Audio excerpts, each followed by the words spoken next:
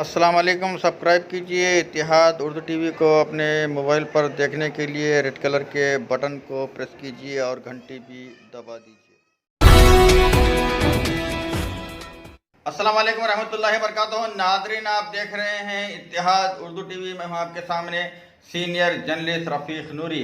आइए इतिहाद Urdu TV news के खबरनामे में आपका खैर मुक़द्दम है। आइए देखते हैं आज के खबरों की तफसीलात। हैदराबाद में एग्जीबिशन का 21 जनवरी से आगाज़ होगा।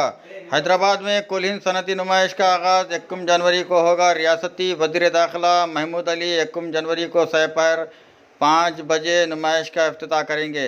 इंडस्ट्रियल एग्जीबिशन सोसाइटी के सदर व साबिक़ वज़ीर ई राजेंद्र ने बताया कि ये नुमाइश 45 दिन तक जारी रहेगी। पिछले साल 20 लाख अफराद ने नुमाइश का मुशाहिदा किया था।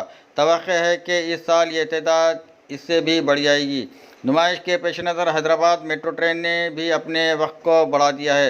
नुमाइश देखने वालों के लिए मेट्रो ट्रेन रात 11:30 बजे तक चलाई जाएगी। इसके अलावा आरटीसी बसों का भी खुसूसी इंतज़ाम किया गया है।